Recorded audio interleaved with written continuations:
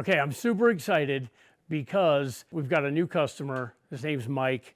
He showed up literally 2 weeks ago. Showed up with the bike in the back of the truck. And for lack of a better word, he was frustrated. This type of project is like right in my, wheelhouse. This is not just a bike to Mike. This is like a family heirloom. Okay, it was his grandfather's motorcycle. His grandfather had it, his grandfather customized it, and then it went to his father, and then the bike got lost, right? Like just kind of disappeared. And so Mike spent, I can't even tell you how many hours searching for this motorcycle, right? Like trying to find it, trying to get it back. This is a 1977 FLH, right? And these bikes were not easy to find just because like they didn't have the standard vehicle identification number that we have now. And then he finds it. He finds the bike, he gets it back, he buys it back. And then he's like, okay, it's time to, bring it back to life. It's time to resurrect it. We have a great plan now. We're calling it the Stormtrooper. And we are gonna take this bike, from what it was when he found it to his version of a customized Shovelhead that's going to pay homage to his family, to his grandfather, make his grandfather proud. Mike's here. He's here now. Hey, brother. How are you? Good, Yeah. good to see you. Yeah, you as well. Yeah. Super stoked for this. Yeah, I'm excited. Yeah. You want to see, I know what you dropped off, but you can see where we're at now. Wow, look at that thing, yeah. And Wow. All stripped down, yeah. all stripped down, ready. Yeah. Yeah. It's kind of cool to see it like that, all bare bones like, and yeah, you guys have been putting in some work already for it. So. I tried to tell them the story, but I don't think I did it justice. I think it would be better for you to tell the story of this bike. Yeah, Grandpa had it, and then he passed it down to my dad. A lot of sentimental value with it. I remember sitting on the front tank. My dad used to own some bars back in Northern California back in the day, and sitting on the front tank, and he'd ride me around as a 3-4-year-old boy. Yeah, so kind of to go along with the story, bike was in my dad's possession. Like I said, he passed away in 2002, and then we ended up getting the bike. We moved from California to Colorado in the early 2000s. Bike came with us, and bike was sitting in the garage for the next 14 years or so, 15 years. And then as I got older, older teenager and early 20s, I was like, let's get this bike going. So started pulling out all the boxes and all the parts that I had for it. Had a bunch of stuff, didn't have the title. So that was kind of the first step of, getting this bike on the road, was getting the title for it. And couldn't find the title, unfortunately. So ended up calling the sheriff's department. They came out to the house to do a VIN verification on it. And they ran the VIN, and unfortunately the bike came back stolen. So You gotta be kidding me, man. Yeah, so unbeknownst to my knowledge, my mother's knowledge, my stepdad's knowledge, bike was stolen, unfortunately. So sheriff's department, they took it right then and there. And, really? Confiscated the bike? Right on the spot, yeah. We called them out to the house. I mean, we had no idea. So they loaded it up in the trailer and took it away, and got some contact info because we weren't trying to stop there, and tried to follow up with them over the next few weeks and couldn't get anything back on it. So where was the bike then? What did they do? We did not know exactly where the bike was. They just put it in impound or wherever. They gave us a contact info for a deputy, and like I said, tried to follow up with him over the next few weeks, and he wasn't getting back to us. Fast forward a little bit, I ended up moving back to California for a few months, and then ended up joining the Air Force. Bike's always on my mind at this point. Bike is always in the back of my mind. Every time I'd come out to visit my parents, who now, they live in Gillette, so not too far from here. I'd always, rummage through anything that they had, boxes, documents, trying to find the title, trying to find a contact info, could never find anything on it. And this went on for 4 years, from 2016 till about 2020. Never found anything. I ended up deploying in 2019. Kind of went null for the next couple of years. You know, I'm working, I'm learning my job, I'm doing everything I need to. Bike's always on the back of my mind, but the search for it kind of halted. I'm laying there one night and I'm like, you know what? Let me try to find this bike again. Let me get back on the search for this bike. Start, you know, Googling stuff and trying to look for stuff. No avail. So I start digging through some boxes, you know, trying to find a VIN number, trying to find any info that I can. I eventually stumble upon a picture that has a license plate on it, license plate number from the year 2000 or something. So I try to work some magic, can't find any info off the license plate. End up finding an old insurance card. There's no VIN on it, but I have a number. I call the number for the insurance company, out of service. 20-something years ago, they're not in Yeah, of service course, anymore, yeah. so it makes sense. Dead ends everywhere. Dead ends everywhere. I find a build sheet from when my dad was tearing it down for a Harley shop. They had no info on it, so at this point, I'm back to square one. I'm laying back in bed that night, and I said, let me look through just anything else that I can find. And so I end up finding a insurance card with the VIN on it. Cool, got the VIN now, let's do some work. So I call El Paso County Sheriff's Department. Hey, I had a motorcycle that was seized from you guys back in 2016. I have the VIN, can you give me any info on it? If it's still sitting there, if it got crushed, just to get some closure at this point. So she says, yeah, what's the VIN? So I give the sheriff's deputy the VIN number. I hear her typing away and she says, oh yeah, it looks like we got records on it. Looks like it went up for auction shortly after we took it. We impounded it and it was bought by an auto body shop in Colorado Springs. She gives me the name of the auto body shop. I hang up with her as quickly as I can, call them up. Do you guys have this motorcycle? Yeah, I remember that motorcycle. We bought it from the auction, but we ended up selling it to another employee that no longer works with us. Oh, God. I said, okay, can you give me his info or at least give him my info so, you know, he can reach out to me and we can try to get something working. So a few days go by, then about a week goes by and I haven't heard from her. I call her back, can't find his info. I don't even have a phone number for him, but I have him on Facebook. And she drops his name, his first name. She's like, I just can't remember so-and-so's last name. So I run with that first name, not finding anything, not finding a damn thing on this guy's first name. And then I wake up in the middle of the night and I'm like, what if he spells his first name differently? So I go on to Facebook, type in the first name, how it could be spelled. And there's a couple that pop up and I'm scrolling through all these profiles on Facebook just to see if there's a hint of anybody that's into motorsports, motorcycles or cars or dirt bikes, whatever it may be. And I end up coming across a post on this Facebook group and it says, hey, the guy that's posting it, he says, I'm looking for a complete drivetrain for a 77 FLH. I'm like, okay, that's pretty specific. And so I keep scrolling in this group and there's 2 or 3 other posts, need a motor, need a trans. Not a lot of comments on it, but I'm like, this could be the guy. So I message him on Facebook. Send him a long message. Hey, my name's Mike. I'm looking for a bike. Do you potentially have it? Gave him the VIN. I hear nothing. So this is where the glory of the new age comes into play. I creep his Facebook and I start finding family members. I send the exact same message and she says, yeah, that's my stepdad. I'll have him give you a call. Cool, okay. So a couple hours go by and then I get a call from this guy. I explained the situation. Why don't you send me some pictures of what it looked like? So I send him pictures and he says, I do have a white 77 sitting in my garage right now, but the handlebars are different. There's some other little different things on it. I said, here's the VIN. Check the VIN. Let me know if it's the same VIN. So a couple hours go by, hear nothing from him. About 10 at night, I get a text message from him. He says, looks like you found your dad's bike. It's sitting in my garage right now.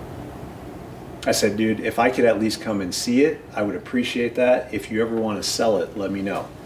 He says, okay. And a couple days go by and then he gets back to me and he gives me a number. And I said, tell me when I can get down there to go buy it.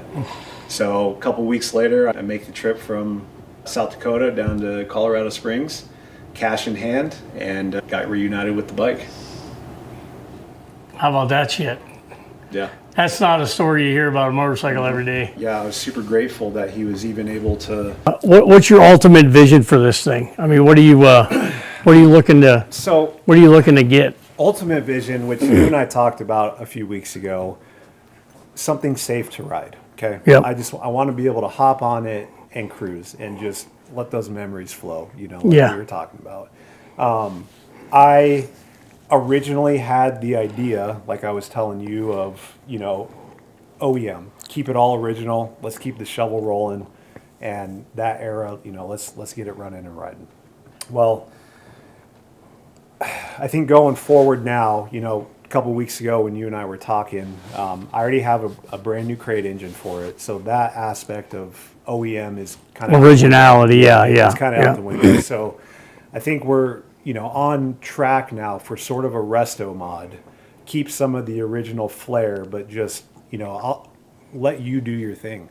I mean, this couple weeks ago was the first time I came in here, and Yeah. just seeing exactly what you have going on, I have all faith in you to do your thing. And you picked my brain pretty good for a few hours, you Yeah. know, when I came in, and I think we kind of got a game plan of, you know, original to how Dad had it before he passed, you know, with the white, the pearl white and everything, and just adding your little flair to it, a little modernization to it, and just getting it on the road and running. These bikes, they just have their own story, you know, and you can look, and if you know, you can look at a bike like this and be like, oh, these aren't the original triple trees for it. Sure. And these triple trees never had this hole right here, or these fender struts never had. So you're kind of asking yourself, like, what did they do back then? Like, what was the plan, or why did they make this piece or have this on it, or why did they, drill this hole just to specifically do some kind of weird, unique or whatever customization. So, I mean, the ultimate goal is a rider that is reliable, something that you can make memories, new memories with your kids on it, right? And then at the same time, cherish those memories of your granddad and your dad. Yeah. So, yeah. I don't know. I mean, it's super cool to see it all tore down already. You know, I mean, I haven't even paid you. I haven't even given you $1 yet, and you've already tore it down. No, so. it's called faith. Yeah. Yeah. So yeah, I mean, I'm super pumped for it, and I know, we're looking now at like a stormtrooper look for it. I think the pearl white, the tanks and the fenders that it is, and then just throwing all the black on it to kind of make it pop. And So you brought all that stuff today that we talked about. Yeah, earlier. a couple weeks ago. So A couple motors, Yep. bunch of boxes, totes, just to. got some miscellaneous stuff from my mother's old Shovelhead and some stuff from this bike. I don't know what's what. I'm not a good historian on older motorcycles, so I'll leave that to you to kind of decipher and pick through it all. A good basket. But we do have the brand new motor. So All right. I think we can, I think we'll be all right. Yeah, let's go check it out. Go loot. Yeah, you got some stuff. Yeah. All kinds of shit. But yeah, just a bunch of miscellaneous parts. Like I said, some stuff for the bike, a lot of stuff not for the bike. Yeah, so This is the crate motor, that's of the course. crate motor. Yep. Oh shit. Look at that. This will work perfect for the primary we were talking about. Yeah. We don't have to sell you one of those. You want to get it inside, and then we can talk me through it. Yeah. If you just want to Yep, I'll steady it. I'll get down and.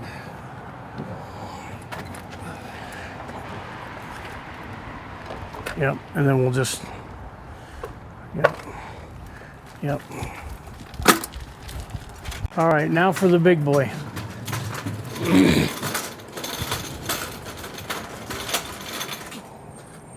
This right here is the magic. So, one of the things about the 70s was that the aluminum casting processes weren't what they are today.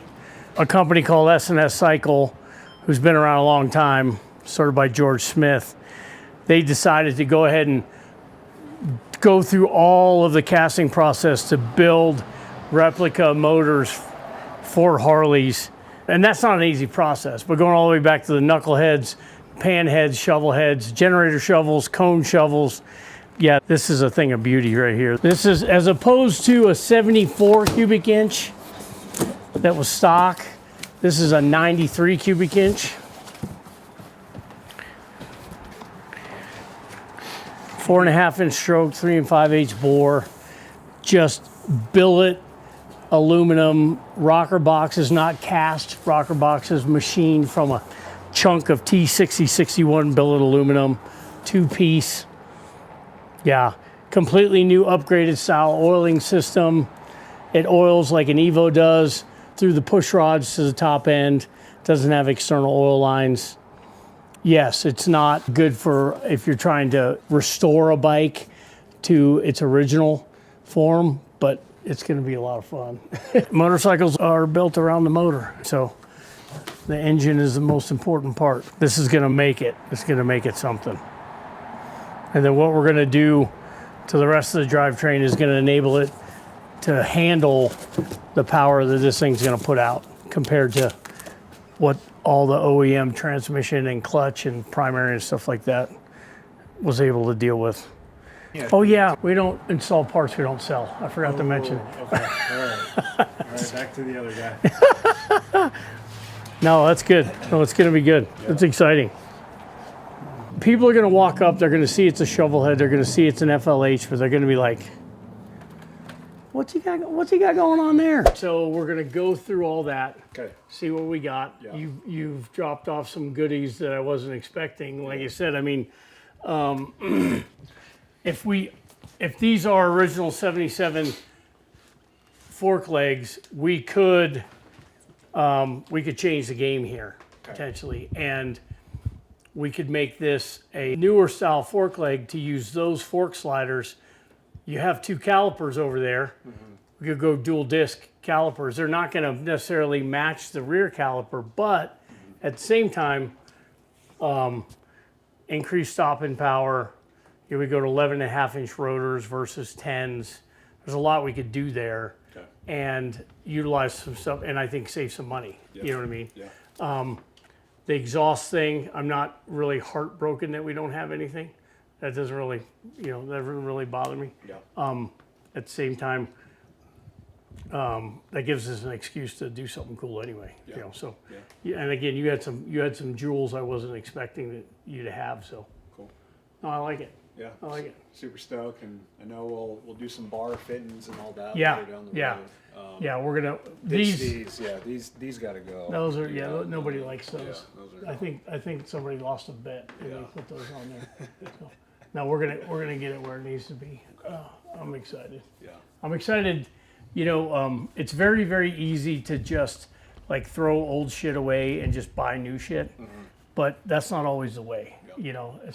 Sometimes it's cooler to take it and breathe new life back into a part or a piece, and get it where it needs to be. So that's what this is all about: is being conscientious and not just having a blank. Sometimes we have customers just have a blank checkbook, and to be honest with you, they're the toughest to deal with sometimes. So, no, dude, I'm excited. Yeah, I'm really looking forward to it, and everything to come in the future too. So yeah, super happy. Thanks for like you said, I showed up a couple weeks ago, had a bike in the bed of my truck, and you said leave it here. We'll do some stuff. So just you even taking the time to give me a build sheet. Without even a guaranteed yes or no for my business. Yeah. And the detail that you went through, every nut and bolt. That's unheard I'm an of. OCD. Yeah. It's a bless and a curse at the same, or blessing and a curse, at the same time. Yeah, I appreciate it, and I look forward to working with you, man. Well, like I told you, I told you that day, I don't know you very well, but we'll be pretty good friends by the end of this. You know what I mean? Just a lot of back and forth and a lot of bouncing stuff on and off, and no, it'll be exciting to see. It's the process. Some people, they don't want to see it until it's done. Yeah. Other people, which I prefer, they're more involved in the process. You know what I mean? That way we're not going backwards. We're not throwing good money after bad. We're not backtracking when we could have done it the way they wanted, you know, right the first time. So Yeah, cool. yeah, man, Thanks, man. I'm excited. Yeah, appreciate you. Yeah, It's gonna be good. yeah, I'm excited. Gonna make your grandfather proud. Yeah.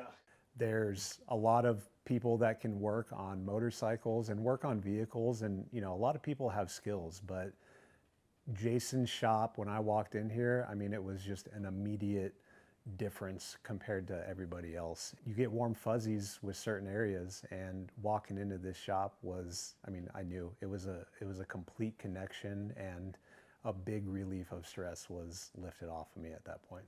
When the bike's done, I have no idea. That's something that we'll have to explore on that day. Sitting here just talking about it and everything that's kind of transpired up to this point is surreal. I mean, that's the best way to describe it. So to be continued on the end product with it. Like and subscribe if you know what's good for you.